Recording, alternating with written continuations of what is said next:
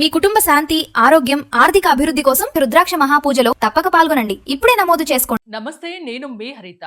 నిన్నటితో పోలిస్తే బంగారం ధర ఈ రోజు కాస్త తగ్గింది. మరి బంగారం ధర ఇంకా తగ్గే ఛాన్స్ ఉందా, లేకుంటే పెరగబోతుందా?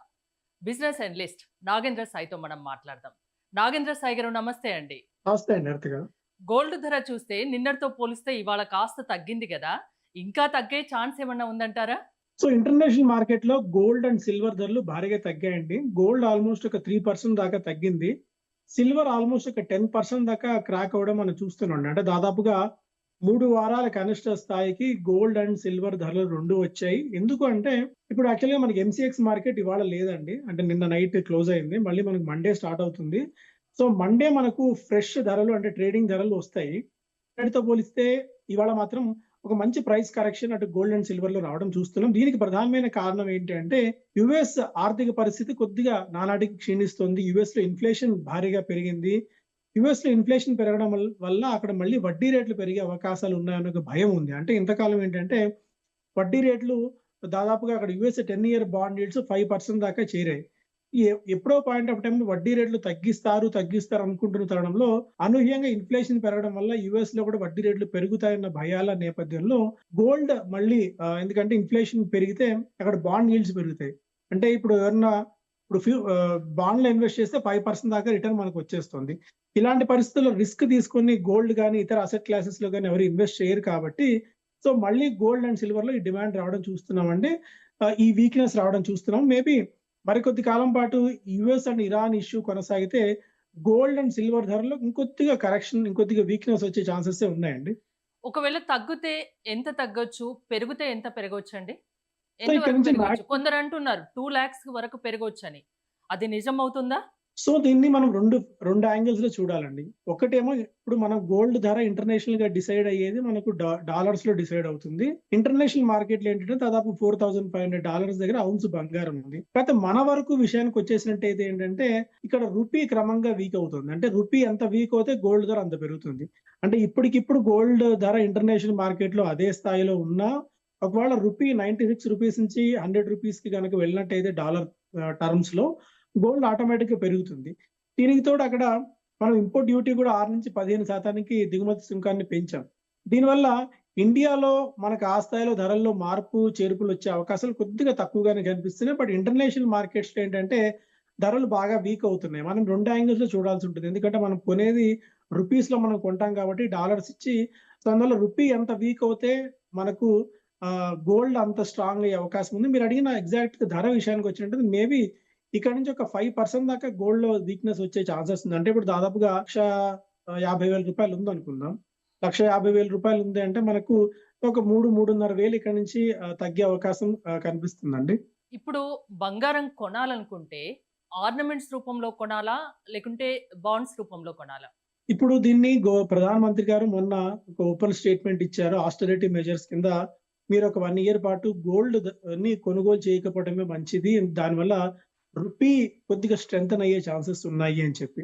దీంతో ఏంటి అంటే మనకు రీసైకిల్డ్ గోల్డ్ మార్కెట్ లోకి బాగా వస్తుంది. అంటే ఫ్రెష్ గా గోల్డ్ కొనే వాళ్ళకంటే, ఎందుకంటే ధరలు బాగా పెరిగి ఉన్నాయి కాబట్టి దాదాపుగా మార్కెట్ లోకి పెద్ద ఎత్తున రీసైకిల్ గోల్డ్ వస్తుంది. ఆ రీసైకిల్ గోల్డ్ నేపథ్యంలో ఫ్రెష్ గా గోల్డ్ కొనాలి అని అంటే మాత్రం మేబీ కొద్దిగా ఆగమని చెప్తాను మనకి. ఎందుకంటే ఈ ఇరాన్ వార్ క్రైసిస్ నేపథ్యంలో రూపీ ఎంతవరకు వీక్ అవుతుంది మనం చెప్పలేని పరిస్థితిలో ఉన్నాం.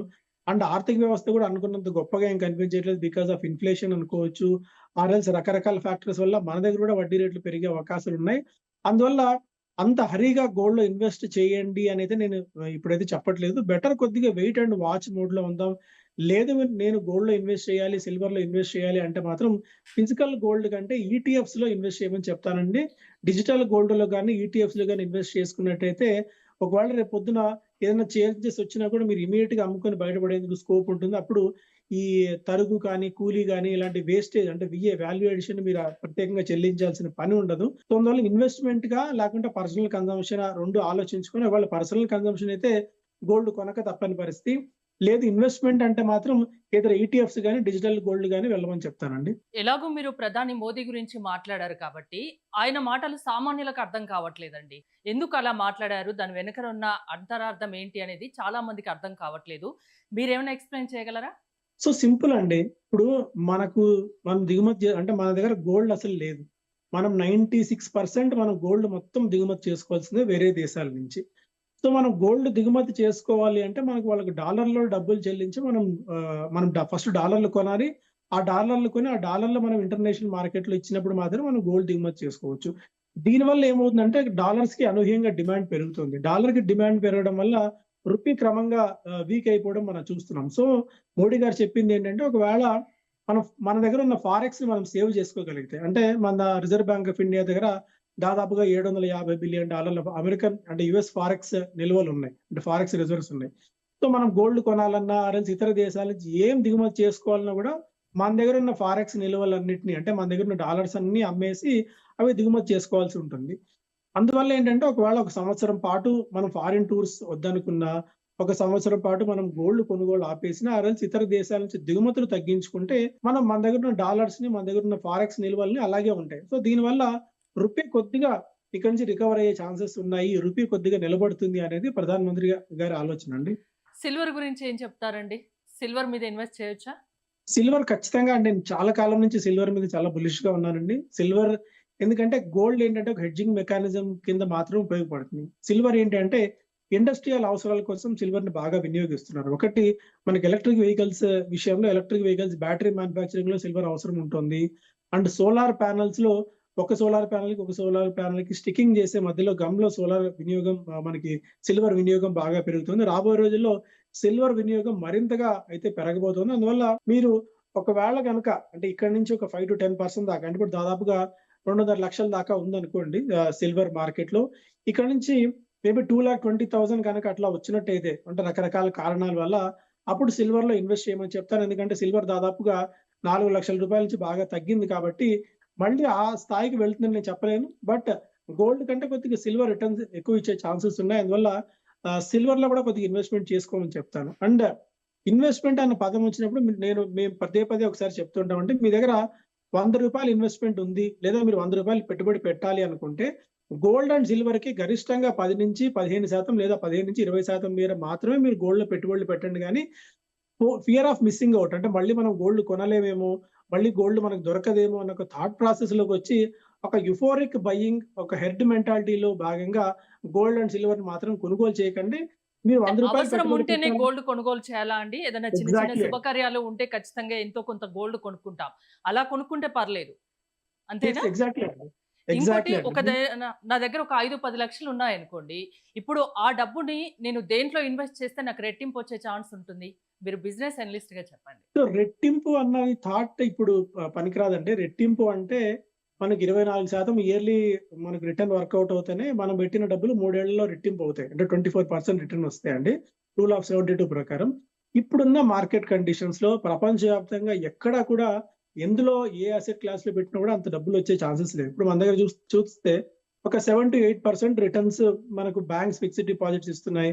లేదా కార్పొరేట్ బాండ్స్ దాదాపు 8-9% దాకా రిటర్న్స్ ఇస్తున్నాయి. అన్నిటికంటే మెయిన్ ఏంటంటే మన దగ్గర ఇన్ఫ్లేషన్ బాగా పెరుగుతుందండి.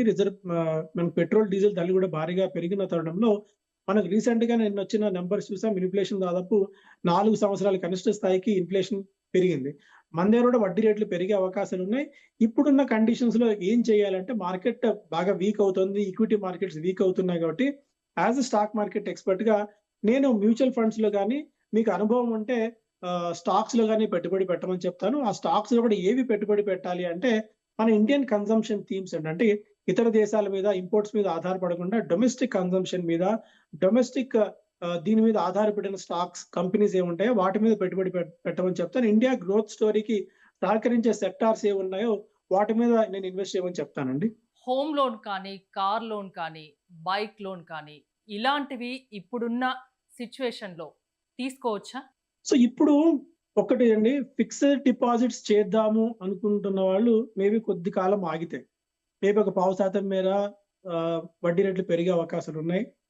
ఒకవేళ మీరన్నట్టు హౌసింగ్ లోన్ ఏదైనా తీసుకోవాలి అనుకుంటే మాత్రం మేబీ కొద్దిగా రైట్ టైమ్ అని చెప్తాను. ఎందుకంటే ఇక్కడ నుంచి కొద్దిగా ఇంట్రెస్ట్ రేట్ రివైవల్ సైకిల్ అంటే ఇంతకాలం ఏంటంటే మనకు వడ్డీ రేట్లు పైనుంచి తగ్గుతూ వచ్చి చాలా కాలం పాటు స్టెబిలైజ్ అయ్యాయి, స్టాగ్నేట్ అయ్యాయి. మళ్ళీ ఇన్ఫ్లేషన్ పెరుగుతోంది. ఈసారి అనుకున్నంతగా వర్షాలు పడవు. అండ్ ఇంటర్నేషనల్‌గా చాలా ఫ్యాక్టర్స్ మనకి నెగెటివ్‌గా ప్లే చేస్తున్న తరుణంలో మళ్ళీ మన దగ్గర కూడా వడ్డీ రేట్లు పెరిగే అవకాశాలు ఉన్నాయి. సో, ఆ వడ్డీ రేట్లు పెరగక ముందే మేబీ కొద్దిగా హౌసింగ్ లోన్స్ వైపు దృష్టి పెట్టమని చెప్తారండి. ఒకవేళ తీసుకోవాలి ఇక ఈ నెల, రేపు నెల అని ఆలోచిస్తున్న వాళ్ళు మేబీ ఇప్పుడు కొద్దిగా డెసిషన్ తీసుకుంటే మంచిదని నా సలహా అండి. వెహికల్ లోన్ గురించి ఏం చెప్తారండి? ఇక వెహికల్ లోన్, పర్సనల్ లోన్స్ వాటిలో పెద్ద చేంజెస్ అంటే ఎందుకంటే ఒకవేళ ఇంట్రెస్ట్ రేట్ భారీగా పెరిగినా, ఆర్ఎల్స్ భారీగా తగ్గినా మనకు ఫిక్స్డ్ స్కీమ్ కింద మనకు ఇంట్రెస్ట్ రేట్స్ ఇస్తారు కాబట్టి ఫిక్స్డ్ టర్మ్‌లో అందువల్ల పర్సనల్ లోన్స్ గాని, వెహికల్ లోన్స్‌లో గాని పెద్ద చేంజెస్ ఉండవండి. థ్యాంక్ యూ నాగేంద్ర సాయి గారు.